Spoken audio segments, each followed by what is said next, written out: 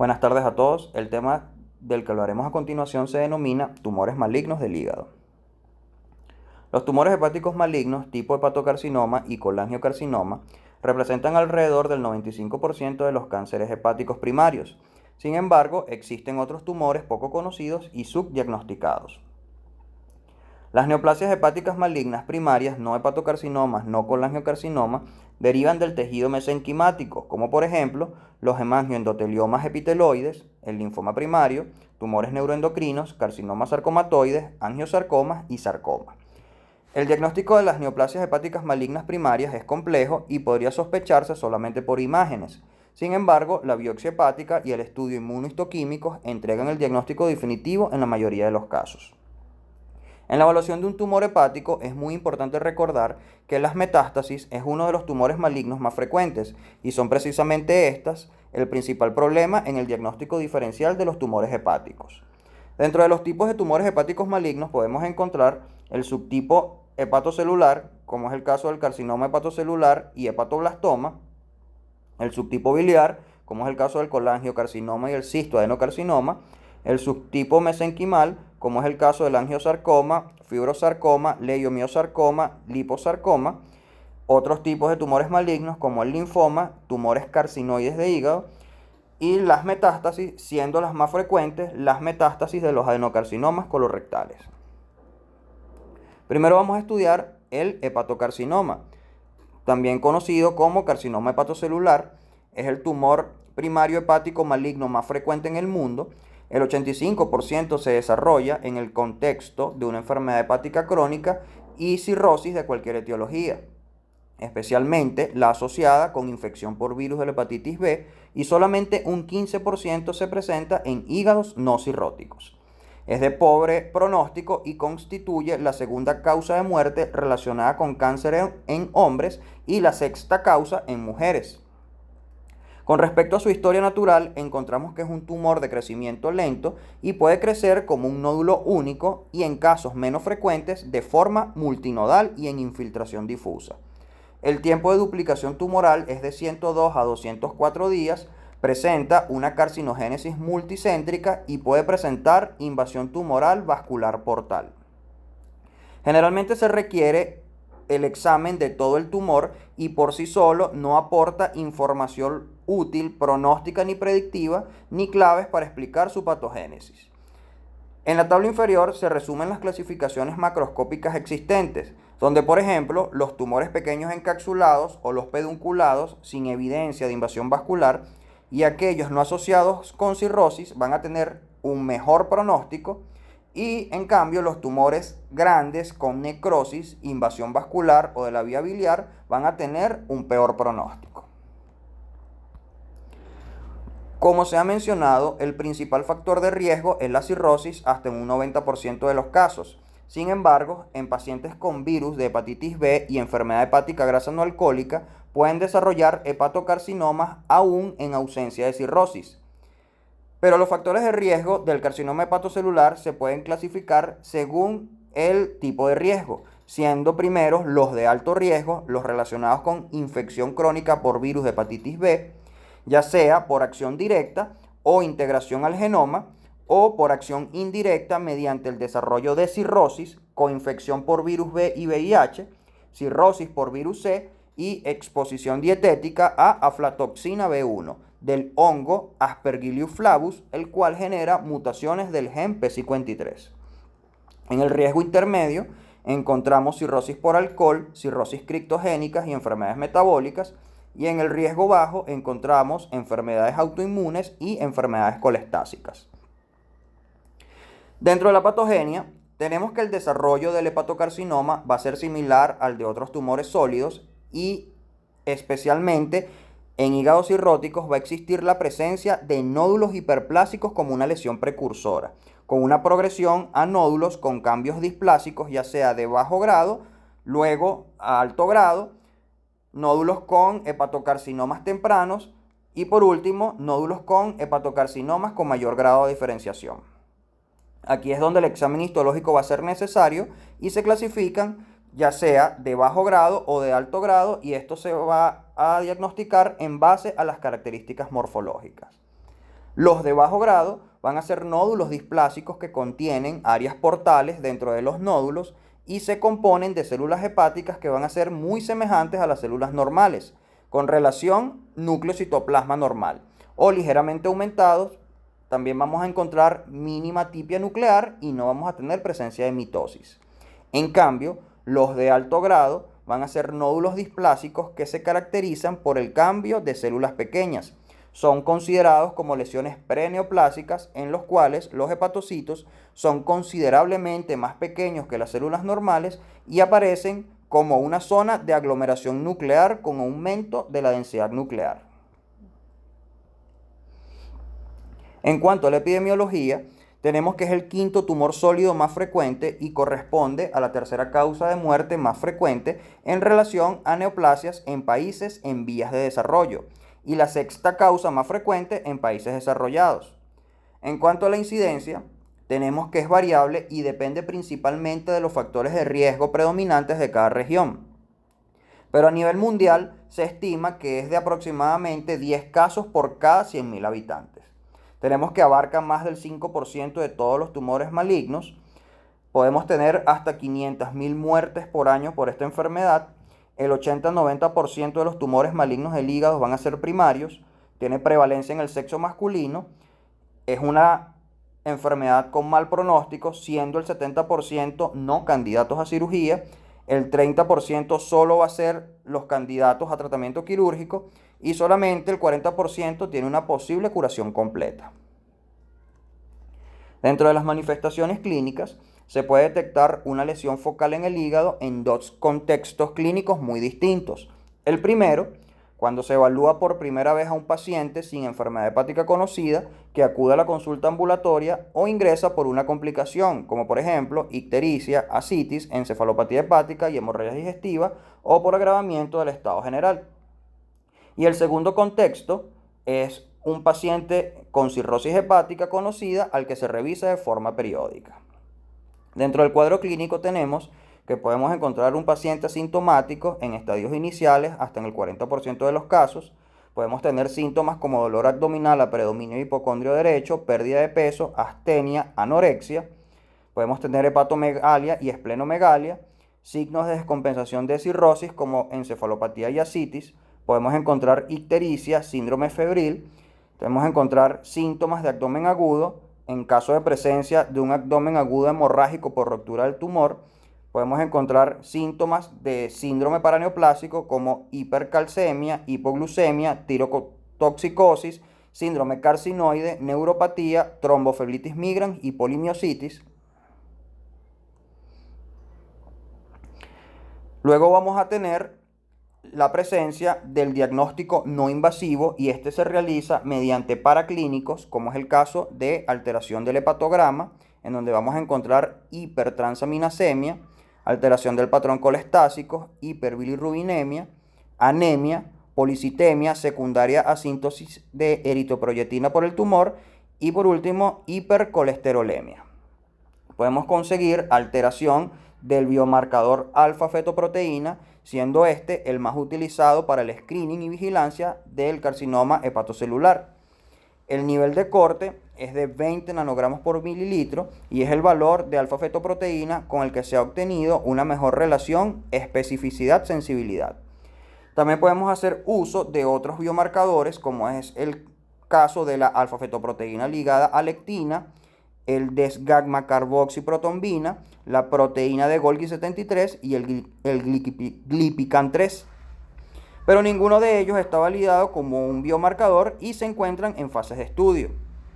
Hay que tener en cuenta que con estos biomarcadores podemos tener falsos positivos como en cirrosis sin hepatocarcinoma, hepatitis virales agudas, embarazo y tumores de células germinales, y falsos negativos como en hepatocarcinomas no productores de alfa-fetoproteínas, y debido a estos valores de baja sensibilidad no se recomienda un solo parámetro como un método diagnóstico y de vigilancia. Luego pasamos a los estudios imagenológicos dentro de los diagnósticos no invasivos, en donde tenemos que la ecografía es la técnica menos invasiva, por lo que se puede repetir periódicamente sin ningún riesgo para el paciente y puede tener una elevada sensibilidad. Es la técnica de cribado de elección y permite identificar de manera precoz lesiones en fase inicial, preferiblemente cuando el hepatocarcinoma es menor de 2 centímetros, ya que existe una alta probabilidad de que la lesión esté bien localizada y no haya producido invasión vascular. El hepatocarcinoma en fase inicial suele ser único o también podemos encontrarlo de forma multinodal por la aparición simultánea de varios focos de tumor, y los tumores más pequeños van a ser predominantemente hipoecoicos, pero en algunos casos por la presencia de grasa hace que sean hiperecogénicos, como observamos en la imagen A y en la imagen B. Los tumores de gran tamaño suelen ser heterogéneos, ya que presentan tabiques en el interior y zonas con diferente grado de necrosis, vascularización y fibrosis. Pueden persistir como una lesión única encapsulada, como observamos en la imagen C, pero en las fases más avanzadas existirán múltiples lesiones de límites más o menos precisos y con invasión vascular, por lo que el hepatocarcinoma tiene tendencia a invadir las venas hepáticas y la porta, como observamos en la imagen D, y esto se puede caracterizar mejor con la aplicación de efecto Doppler. Este algoritmo diagnóstico se basa en la realización de técnicas de imagen dinámicas, como es el uso del ultrasonido abdominal con o sin contraste, la utilización de tomografía multifase y de resonancia magnética dinámica. La secuencia de las pruebas viene determinada por el tamaño del nódulo a estudiar. Primero tenemos las lesiones de 2 centímetros de diámetro. Aquí se puede establecer el diagnóstico concluyente de hepatocarcinoma si alguna de las técnicas de imagen descritas muestran el patrón vascular característico de hepatocarcinoma. En caso contrario, se recomienda la obtención de una biopsia. Luego tenemos una lesión de 1 a 2 centímetros de diámetro. Aquí, con la finalidad de evitar lecturas controvertidas, se exige la demostración del patrón vascular característico de forma coincidente mediante 2 técnicas de imagen. Y en caso contrario, se debe realizar una biopsia. Luego tenemos las lesiones de 1 centímetro. En la mayoría de los casos van a ser lesiones benignas que no crecen o bien desaparecen durante el seguimiento. Además, su correcta caracterización mediante técnicas de imagen o biopsia es en muchas ocasiones imposible. Por tanto, ante la detección de un nódulo infracentimétrico, se recomienda un control estrecho mediante ecografía con un intervalo aproximado de 3 a 4 meses. Si la lesión permanece estable al cabo de 18 a 24 meses, se puede volver al seguimiento estándar cada 6 meses mediante ultrasonido abdominal. En caso de un crecimiento, se actuará de acuerdo al tamaño que haya alcanzado el tumor. Con respecto al uso de la tomografía, se utiliza de tipo multidetector o helicoidal y se usa, como ya se mencionó, como un método complementario en el diagnóstico no invasivo. Para el uso de este método se debe utilizar siempre contraste siguiendo la siguiente secuencia. Primero, una fase sin contraste, seguido de una fase arterial de 20 segundos, luego de una fase portal de 50 segundos y por último una fase tardía de 120 segundos. En cuanto a los criterios para la detección de nódulos, se deben tener en cuenta características como tamaño, patrón de crecimiento, realce arterial y el lavado del contraste en la región central durante la fase portal, y esto es lo que se denomina fase washout. Y por último, hacer la caracterización de la cápsula. Por lo general, en tumores mayor de 2 centímetros, este comportamiento que mencioné va a ser muy específico. Luego tenemos la resonancia magnética. Esta tiene un mejor desempeño diagnóstico, especialmente para lesiones menores de 2 centímetros, y generalmente los tumores pequeños van a ser isointensos en secuencias T1, y las lesiones más grandes van a ser hiperintensas por el alto contenido de lípidos, glicógeno o cobre. En las secuencias T2, las lesiones van a ser hiperintensas y las secuencias postgadolinios muestran realce en la fase arterial y el signo washout o el lavado en las fases tardías. Y estas características van a tener una sensibilidad hasta de un 95%. Para estandarizar la clasificación, reducir la variabilidad y mejorar la comunicación actualmente, se recomienda la utilización del Sistema Universal LIRAX, tanto para tomografía como para resonancia. Este sistema de datos e informes de imágenes de hígado es un sistema de clasificación de lesiones hepáticas que se utiliza en pacientes con cirrosis hepática y virus hepatitis B crónica sin cirrosis, ya que estos pacientes tienen un mayor riesgo de carcinoma hepatocelular. La categoría LIRAC refleja la probabilidad de los distintos estadios de la lesión y se basa en los hallazgos típicos de hepatocarcinomas tanto en tomografía como resonancia. Y es un sistema de datos e informes de imágenes de hígado basado en las características de las lesiones hepáticas y tiene repercusión tanto en el manejo como en la vigilancia de estas lesiones.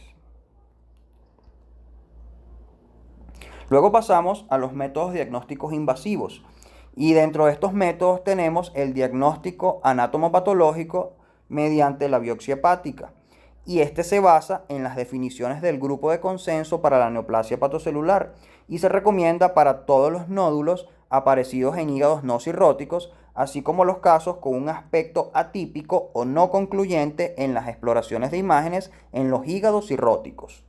La sensibilidad de la biopsia hepática depende de la localización, el tamaño y el conocimiento del evaluador y podría oscilar entre un 70 a un 90% para el conjunto de los tamaños tumorales.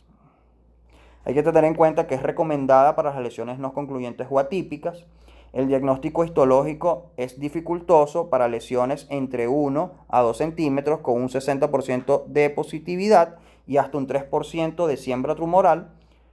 Por lo tanto, una biopsia hepática negativa no descarta la enfermedad maligna y se debe continuar la vigilancia cada 3 a 6 meses dependiendo del caso. Dentro de los distintos patrones histológicos podemos encontrar que el más frecuente va a ser el patrón trabecular, dividido en microtrabecular y macrotrabecular, en donde los hallazgos histológicos más frecuentes van a ser cordones gruesos de células tumorales rodeados por células sinusoidales capilarizadas y ausencia de soporte de colágeno y no haber estroma desmoplásico. Existen múltiples marcadores de inmunistoquímica que pueden ser útiles en casos seleccionados de difícil interpretación para confirmar el diagnóstico del hepatocarcinoma. Podemos encontrar marcadores como el hepatocyte, el cual es un anticuerpo monoclonal que reacciona con un epítope de las mitocondrias del hígado y produce una tinción positiva aproximadamente en el 95% de los casos de hepatocarcinoma. Otros como el CD34, el cual es un marcador de células endoteliales, aunque el hígado presenta un endotelio sinusoidal especializado, normalmente no va a expresar este marcador. En cambio, el hepatocarcinoma va a presentar un fenómeno conocido como capitalización sinusoidal y las células que rodean las trabéculas del hepatocarcinoma van a ser positivas para este marcador hasta en un 95% de los casos. Tenemos otros marcadores como la glutamina sintetasa, el cual es el resultado de una traslocación nuclear de la beta-catenina y se correlaciona con activación de un hepatocarcinoma hasta un 90% de los casos, y el glipican-3, el cual es una oncoproteína que se identifica hasta en un 85% de los casos de hepatocarcinoma. La demostración de una lesión focal en el hígado resuelve solo parte del problema, puesto que no todos los nódulos que aparecen en un hígado cirrótico van a ser malignos. Cuando se detecta una lesión hepática focal, es esencial tener en cuenta su tamaño, así como la existencia o no de cirrosis hepática, para decidir el procedimiento diagnóstico más idóneo que se debe realizar. Entonces, hay que tener en cuenta los diagnósticos definitivos, ya teniendo en cuenta tanto los diagnósticos invasivos como no invasivos, siendo estos criterios los siguientes. Primero, un criterio citohistológico, y este es obligado si la lesión es igual o menor de 2 centímetros y la alfa-fetoproteína igual o menor a 400 nanogramos por mililitros. Luego tenemos los criterios definitivos no invasivos, en donde vamos a tener que son aplicables solo cuando se trata de pacientes cirróticos, y lo podemos subdividir en un criterio radiológico, si la lesión focal va a ser mayor de 2 centímetros con dos técnicas de imagen coincidentes demostrando hipervascularización arterial dada por el fenómeno de washout, y segundo, un criterio combinado en donde tenemos que podemos encontrar una lesión focal mayor de 2 centímetros con hipervascularización arterial asociados a niveles de alfa-fetoproteínas mayor a 400 nanogramos por mililitro. Existen múltiples sistemas de estadiaje para el hepatocarcinoma, pero con el pasar de los años los expertos consideran que todos tienen grandes limitaciones en el diagnóstico, siendo los más utilizados el sistema de clasificación TMN, como observamos a la izquierda de la imagen, y su estadificación debe estar sujeta y codificada según las recomendaciones del Comité Conjunto para el Estudio del Cáncer, así como también de la Unión Internacional para el Control del Cáncer. Luego tenemos la clasificación de Okuda, como observamos en la imagen de la derecha, la cual se utilizó ampliamente en el pasado e incluye variables relacionadas con la carga tumoral y la función hepática, como es el caso de la bilirrubina, albúmina y la citis. Sin embargo, no incluye muchos factores pronósticos tumorales importantes que son confirmados en series quirúrgicas y no quirúrgicas, como por ejemplo invasión vascular, trombosis venosa portal e invasión ganglionar locorregional. Como resultado de esto, la clasificación de Okuda no permite estratificar el pronóstico para los cánceres en estadio temprano. En cambio, va a tener una alta sensibilidad para los pacientes con cáncer en estadio terminal. Ya sabido esto, actualmente se han propuesto y validado nuevos sistemas de clasificación, como es el caso del sistema de clasificación de la Clínica del Cáncer de Hígado de Barcelona, también denominado BCLC, que vincula el estadio de la enfermedad con una estrategia de tratamiento. La clasificación BCLC divide a los pacientes con carcinoma hepatocelular en 5 estadios, desde el estadio 0, pasando por estadio A, B, C y D, según variables pronósticas preestablecidas, y esta asigna la terapia según el estado del paciente en relación con el tratamiento. Por consiguiente, va a aportar información tanto para la predicción del pronóstico como para la asignación del tratamiento. En esta vamos a encontrar un estadio muy inicial o estadio 0, en donde vamos a tener que el hallazgo va a ser un nódulo único o menor de 2 centímetros. Tenemos que tener un paciente con una función hepática preservada y un status performance de 0. En este caso, si el paciente es candidato para trasplante de hígado, podemos hacer una resección de la lesión, y si no es candidato, podemos hacer una ablación. Luego tenemos el siguiente estadio o estadio inicial A, en donde tenemos un nódulo único o 3 nódulos menores de 3 centímetros, y tenemos que tener un paciente con una función hepática preservada y un status performance de 0. Aquí, si el paciente tiene un nódulo único y una presión portal y una bilirrubina normal, el paciente va a ser candidato a resección. En cambio, si el paciente tiene una presión portal y una bilirrubina aumentada y no tiene enfermedades asociadas, puede ser candidato a trasplante, y si tiene enfermedades asociadas, va a ser candidato a ablación. Luego tenemos los pacientes en este mismo estadio que tienen 3 nódulos menores de 3 centímetros, en donde de igual manera, si no tiene enfermedades asociadas, va a ser candidato a trasplante, y si tiene enfermedades asociadas, va a ser candidato a ablación. Luego pasamos al estadio intermedio o estadio B. En este caso vamos a tener múltiples nódulos, pero tenemos un paciente con una función hepática preservada y un status performance de 0. Este paciente va a ser candidato a quimioembolización. Luego tenemos el siguiente estadio o estadio avanzado C, en donde tenemos ya un hepatocarcinoma con invasión vascular y diseminación extrahepática. Tenemos un paciente con una función hepática preservada, pero con un status performance de 1 a 2. En este caso, vamos a hacer utilización de tratamiento sistémico con medicamentos como el sorafenib. Luego tenemos el estadio terminal o estadio D, en donde tenemos una disfunción hepática severa y un status performance de 3 a 4. Y en este caso, el paciente va a ser candidato a tratamiento paliativo. Desglosando cada uno de los métodos de tratamiento según la clasificación de Barcelona, vamos a tener que la resección quirúrgica va a consistir en una resección focal hepática. Es el tratamiento de elección en los hepatocarcinomas de los pacientes no cirróticos, debido a que el hígado remanente cumple bien la función de reserva hepática, y en un 15% de los casos no se logra la resección completa de la carga tumoral y tiene una elevada tasa de recurrencia de hasta aproximadamente un 50% de los casos. Luego tenemos el trasplante hepático. Es la principal opción terapéutica, ya que teóricamente permite curar tanto el hepatocarcinoma como la cirrosis subyacente. Para definir los candidatos actualmente se usan los denominados criterios de Milán y consiste en pacientes con nódulos menores de 5 centímetros o hasta 3 nódulos cada uno de menos de 3 centímetros de diámetro. La tasa de sobrevida reportada van a ser mayor al 70% de los 5 años, con una recurrencia menor del 15%. Luego tenemos las terapias adyuvantes. En estos casos, la respuesta a estos tratamientos van a ser un marcador de la biología tumoral, es decir, a mejor respuesta, mejores resultados post-trasplante. Estos tratamientos pueden utilizarse fuera de los criterios de Milán con el fin de lograr que los pacientes logren una regresión y así logren nuevamente entrar dentro de los criterios para realizar tratamientos curativos.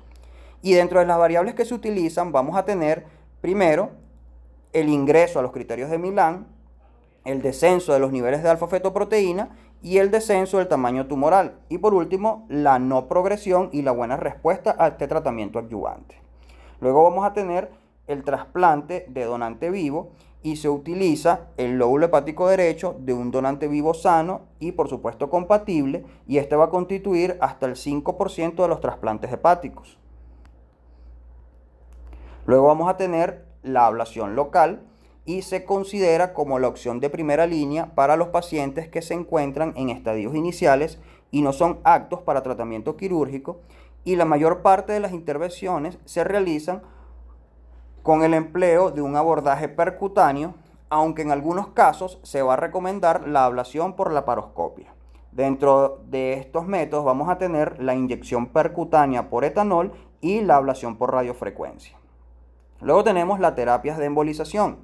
Hay que tener en cuenta que no existen datos concluyentes que permitan recomendar una técnica sobre otra, aunque existen más publicaciones sobre la quimioembolización transarterial. Luego tenemos los tratamientos sistémicos, en donde vamos a tener el sorafenib, el cual es un agente de primera línea de tratamiento sistémico que ha demostrado mejoría en la calidad de vida y aumento de la sobrevida global.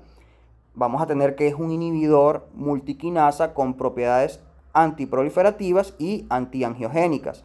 Se administra en forma oral y la formulación van a ser comprimidos de 200 miligramos, siendo la dosis recomendada de 800 miligramos divididos en 2 tomas diarias. Está indicado en pacientes con estadio avanzado de BCLC, con buena función hepática o Child-Pugh-A y buen estado funcional o un status performance de 0 a 2.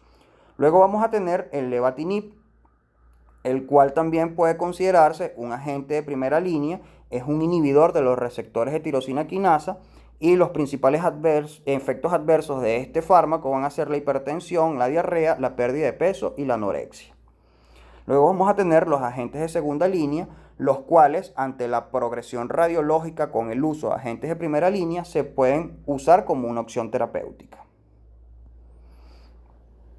Luego vamos a tener que la respuesta al tratamiento va a estar dada por los siguientes criterios. Primero, cuando tenemos una resección completa, debemos tener una desaparición de la enfermedad, ausencia de nuevas lesiones determinadas mediante 2 observaciones, no menos de 4 semanas entre ambas. Si vamos a tener la presencia de una respuesta parcial, debemos tener la reducción del 50% en el volumen tumoral total de todas las lesiones medibles, determinado mediante 2 observaciones con no menos de 4 semanas de intervalos entre las mismas. Podemos tener otro estatus, como es el caso de la enfermedad estable, y es aquella que no cumple criterios ni de resección completa, ni de resección parcial, ni de enfermedad progresiva. Y por último, tenemos un escenario denominado enfermedad progresiva, y consiste en un incremento del más del 25% en el tamaño de 1 o más lesiones medibles o la aparición de nuevas lesiones. Luego pasamos a lo que es la vigilancia. Hay que tener en cuenta que el intervalo ideal de la aplicación de vigilancia para el hepatocarcinoma debe venir dada por 2 características principales: la rapidez del crecimiento tumoral hasta su límite de detectabilidad e incidencia del tumor en la población diana. Las guías actuales recomiendan que la utilización del ultrasonido en combinación con alfa-fetoproteína cada 6 meses es lo más recomendable, aunque algunas publicaciones sugieren que solo se puede utilizar ultrasonido por coste-efectividad. Se recomienda vigilancia en cirróticos de cualquier etiología, clase funcional Child A, cirróticos Child C que se encuentren en lista de espera para trasplante hepático, no cirróticos, como es el caso de pacientes con hepatitis crónica B en actividad o con antecedentes familiares de hepatocarcinoma, pacientes con hepatitis crónica C o con fibrosis avanzada. Existe un grupo de pacientes en riesgo en los cuales las recomendaciones aún no están establecidas, como en los pacientes con enfermedad hepática grasa no alcohólica, hepatitis autoinmune y en pacientes con hepatopatías metabólicas. Hay que recordar que no todo nódulo en un paciente cirrótico debe considerarse un hepatocarcinoma hasta que se demuestre lo contrario. Aquí tenemos un esquema resumen del diagnóstico y la vigilancia, en donde tenemos que en pacientes con nódulos menores a 1 centímetro y que tengan antecedentes de cirrosis hepática, hay que repetir la ecografía cada 3 meses. Si la lesión se mantiene estable, seguir con la vigilancia con ultrasonido, y si cambia o crece, hay que investigar de acuerdo al tamaño. Si tenemos pacientes con lesiones de 1 a 2 centímetros, hay que hacer utilización de tomografía. Si posterior a esto hay dudas, se debe utilizar la resonancia.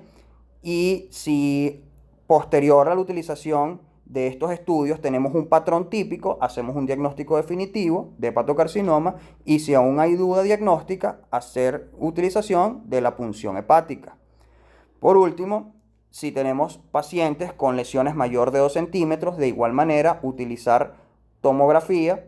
Si hay duda diagnóstica, combinar con resonancia. Si aún así tenemos un patrón típico, hacemos diagnóstico de hepatocarcinoma con consiguiente tratamiento del mismo. Y si tenemos un patrón atípico, podemos hacer utilización de la punción hepática. Si tenemos que es positiva, hacemos un diagnóstico definitivo, y si tenemos que es negativa, podemos hacer utilización de nuevamente una punción hepática, o podemos considerar la repetición de los estudios de imagen. Con respecto al seguimiento, hay que tener en cuenta que el seguimiento del hepatocarcinoma post-tratamiento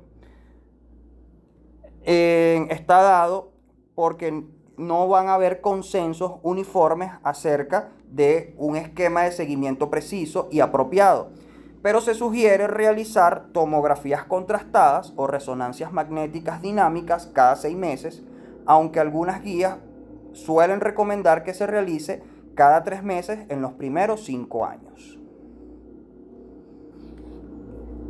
Dentro de las variantes del hepatocarcinoma, tenemos que se reconocen algunas variantes morfológicas del mismo, como son el carcinoma escirroso, sarcomatoide de células claras, inflamatorios, linfoepitelioma-like o medular, con diferenciación de tipo biliar. Algunas, como las variantes de células claras, caracterizados por el abundante contenido de glucógeno, pueden causar problemas en el diagnóstico, ya que ésta semeja a un carcinoma adrenal cortical, a un carcinoma renal de células claras metastásicos o un carcinoma neuroendocrino. También se observa el hepatocarcinoma escirroso con abundante estroma fibroso que asemeja a sarcomas, colangiocarcinomas o un adenocarcinoma metastásico. Pero hay que tener en cuenta que en estos casos va a resultar de gran utilidad el uso de los estudios de inmunohistoquímica. Luego pasamos a una variante del hepatocarcinoma denominado hepatocarcinoma fibrolamelar. Este corresponde a un subgrupo de hepatocarcinoma, difiere de los anteriormente descritos ya que presenta una característica clínica y pronóstica muy diferente. Por lo general ocurre en adultos jóvenes y adolescentes con una media de 23 años de edad. Es igual en hombres y mujeres y no tiene asociación con una enfermedad crónica del hígado, cirrosis, ni se conoce otro factor de riesgo asociado. Además, su crecimiento es lento en comparación con otros tipos y tiene un mejor pronóstico con un 50-70% de supervivencia a los 5 años. Esta variante va a presentar células que tienen abundante citoplasma eosinófilo y granular, núcleos redondeados, frecuentemente con inclusiones y nucleolo prominente. Lo más característico es la disposición del colágeno, el cual es abundante y tiene una forma de láminas paralelas. Es lo que se denomina forma lamelar. entre las trabéculas o los nidos de las células hepatocitarias tumorales. El hepatocarcinoma fibrolamelar es una variable del hepatocarcinoma poco frecuente, correspondiendo al 1%. Se presenta frecuentemente en pacientes varones jóvenes de edades comprendidas de 20 a 35 años que van a tener un hígado sano, es decir, no tiene asociación con enfermedad crónica del hígado, no tiene asociación con cirrosis, ni se va a conocer otro factor asociado como ya se mencionó. Hay que tener en cuenta que dentro del estudio histopatológico va a resultar fundamental para la determinación de la histiogénesis de una lesión nodular hepática. Se prefiere la biopsia o la resección completa de la lesión, ya que la punción hepática va a tener un componente fibrolamelar y no se va a desprender fácilmente en las citopunciones y va a ser poco celular la muestra, por lo que se dificulta para el diagnóstico de este tipo de hepatocarcinoma y este tipo de técnica no va a ser definitivo. Dentro de otros métodos diagnósticos vamos a tener los imagenológicos, donde encontramos la ecografía, en donde podemos tener una masa única, bien delimitada, heterogénea, con una cicatriz central. Vamos a tener la tomografía y la resonancia, en donde podemos encontrar lesiones grandes, heterogéneas, que también van a tener como característica que captan en la fase arterial y van a tener el fenómeno de washout.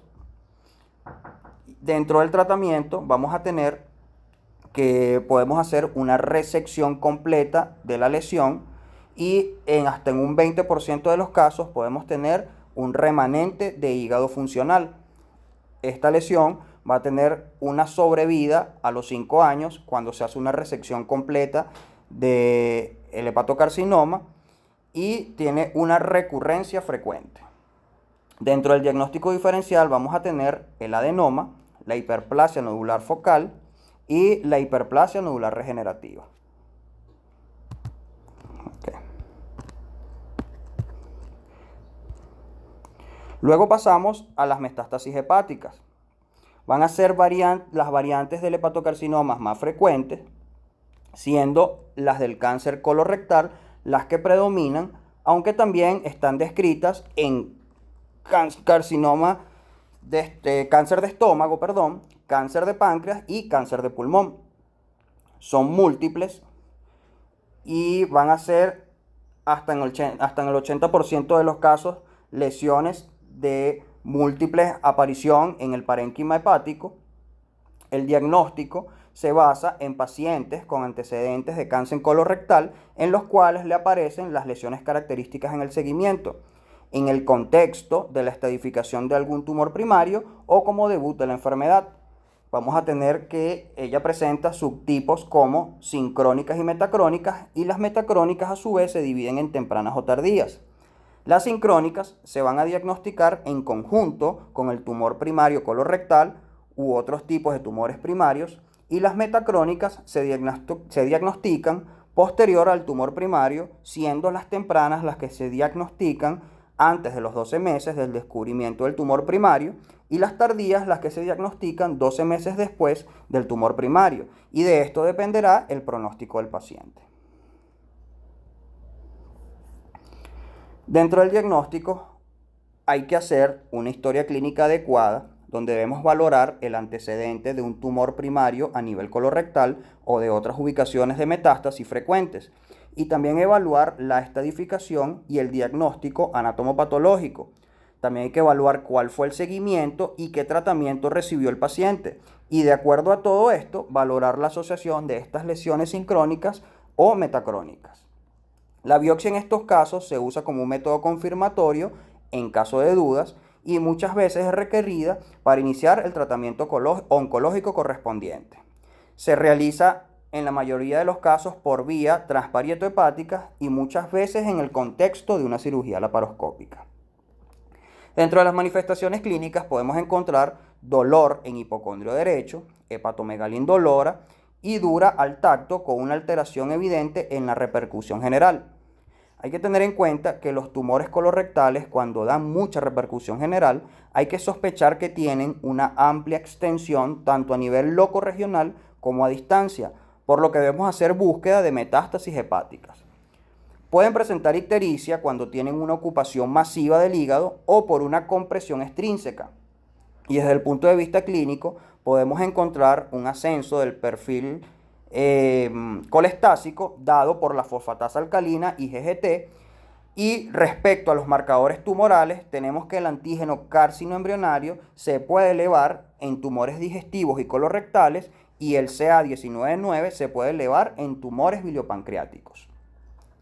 Dentro de los estudios de imagen tenemos que la ecografía nos muestra imágenes regulares, hipoecoicas o múltiples y en el 70% de los casos como imagen de doble halo o en diana y nos da la relación con las estructuras del parénquima hepático como son el tramo venoso portal, suprahepático, así como el árbol biliar. La tomografía tiene una mejor sensibilidad que la ecografía y también se sugiere que sea trifásica, es decir, que tenga una fase arterial, una fase venosa y una fase portal. Y nos permite evaluar la extensión y presencia de las lesiones extrahepáticas. La imagen va a estar caracterizada por una imagen única o múltiple, redondeada, hipodensa, con realce periférico y es lo que se denomina imagen en diana. En la resonancia magnética podemos tener en las secuencias T1 una imagen levemente hipointensa, en las imágenes T2 pueden ser levemente hiperintensas con un refuerzo periférico y la presencia de edema. También podemos hacer utilización del PET scan con una alta sensibilidad, el cual nos da un diagnóstico y caracterización morfológica, funcional y metabólica de las lesiones. Va a detectar lesiones extrahepáticas, se utiliza cuando hay ascenso de marcadores tumorales sin un diagnóstico de imagen preciso, así como también se utiliza en la evaluación del tratamiento post-quimioterapia y en el seguimiento después de un tratamiento local.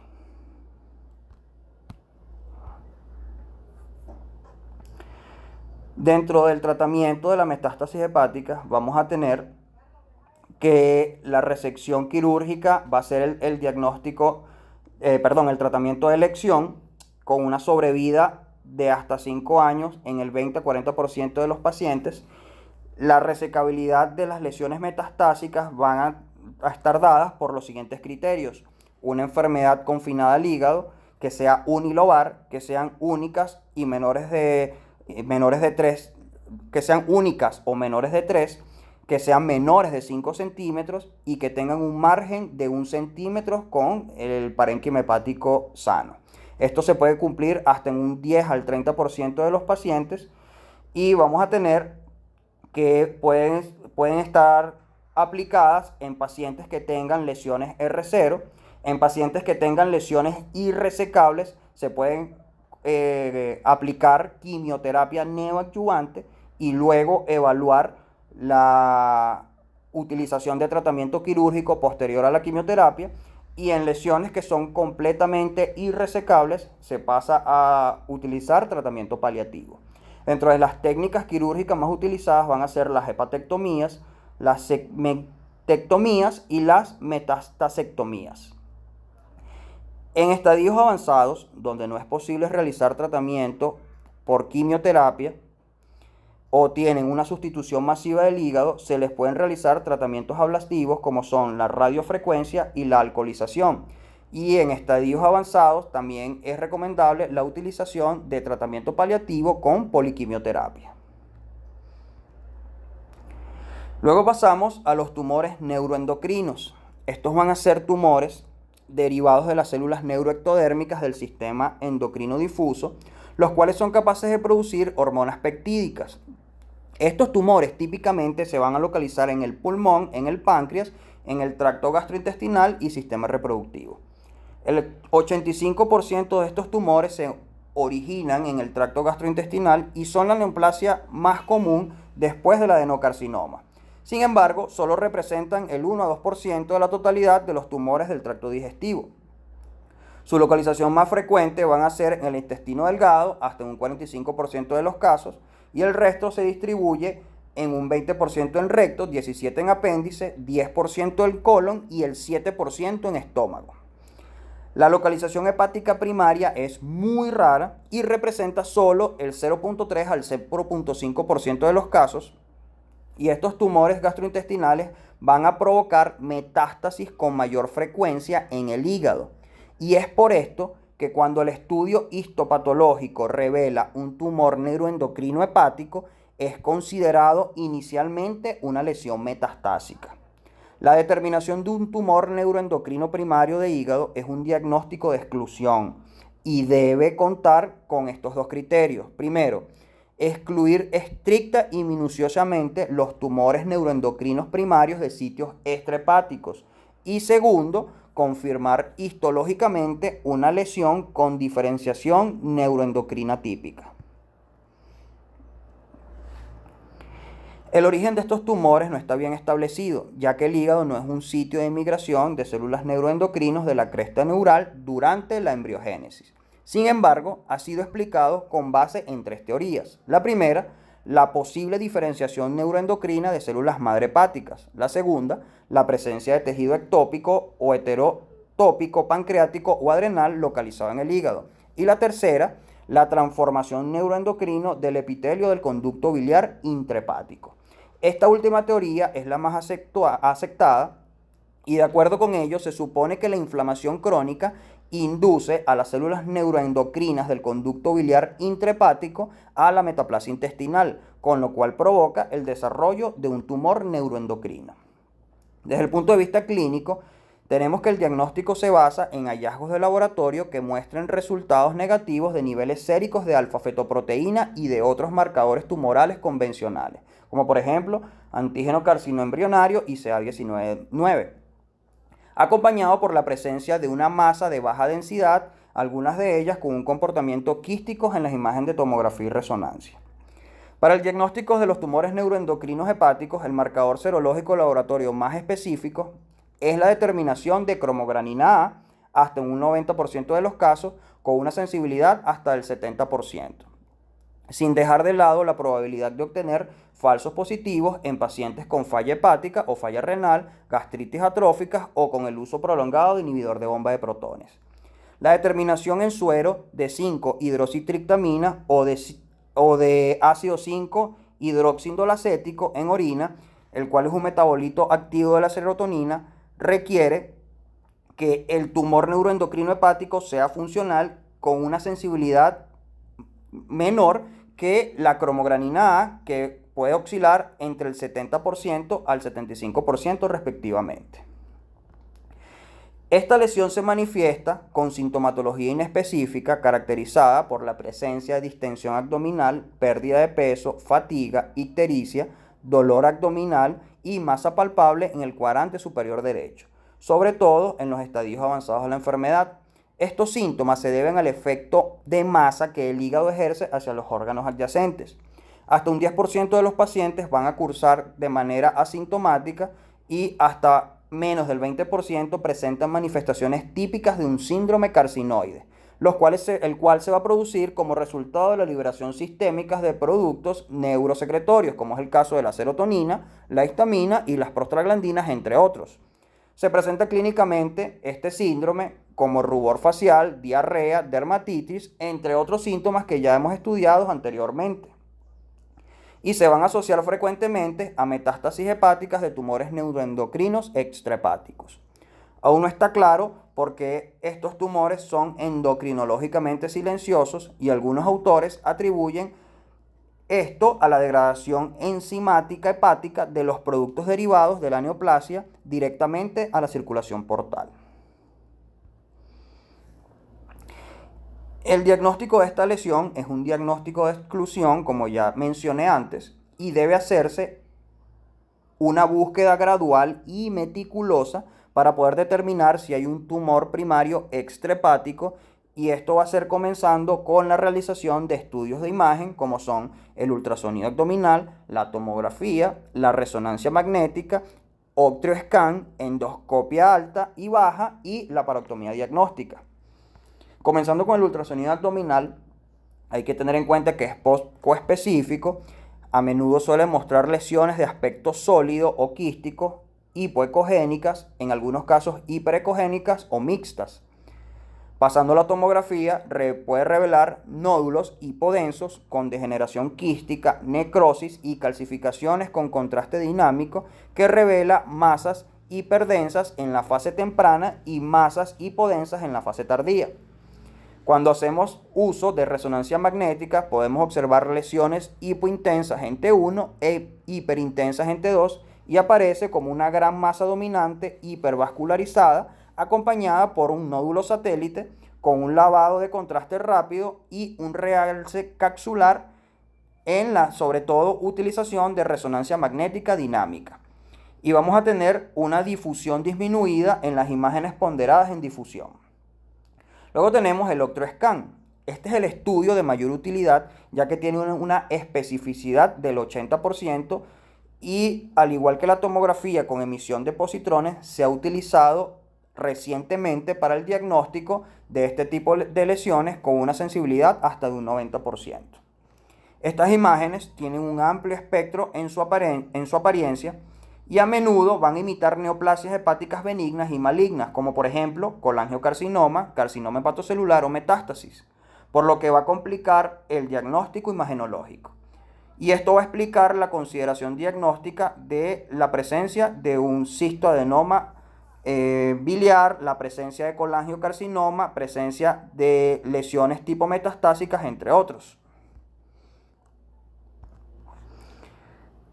Pasando al tratamiento, vamos a tener en cuenta que el tratamiento de elección va a ser la resección quirúrgica o la hepatectomía, y este va a tener una supervivencia de hasta el 80% en 5 años. Si la afección va a ser unilobar, se reporta una supervivencia hasta del 90% a los 10 años, y si es multilobar, del 50%. Y vamos a tener que tiene una tasa de recurrencia hasta de un 20%. Esta lesión puede causar metástasis extrahepáticas en sitios como hueso, ganglios linfáticos y pulmón, hasta un 60% de los casos. Y la quimioterapia va a ser otra alternativa en el tratamiento de este tipo de lesiones. El más adecuado para pacientes con neoplasias no resecables y con metástasis a distancias va a ser la poliquimioterapia.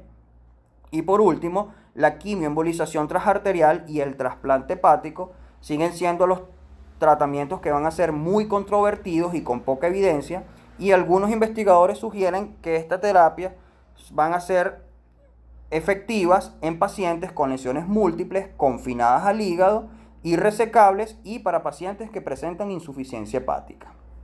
Para concluir, la administración de lanreotide, el cual es un análogo de la somatostatina de larga duración, puede resultar efectivo, así como también la radioterapia dirigida, la cual podemos tener la radioterapia intensa selectiva o la terapia péptido-receptor con radiofármacos, la cual pudiese aportar beneficios, pero como los tratamientos anteriores tienen poca evidencia. El pronóstico para esta patología, vamos a tener que la detección y el tratamiento tempranos van a ser claves para conseguir un buen pronóstico, y esto va a depender del tipo histológico, del grado de diferenciación y del tamaño y límites del tumor, así como también de la presencia de metástasis y el status performance del paciente. Esta es la bibliografía. Muchísimas gracias.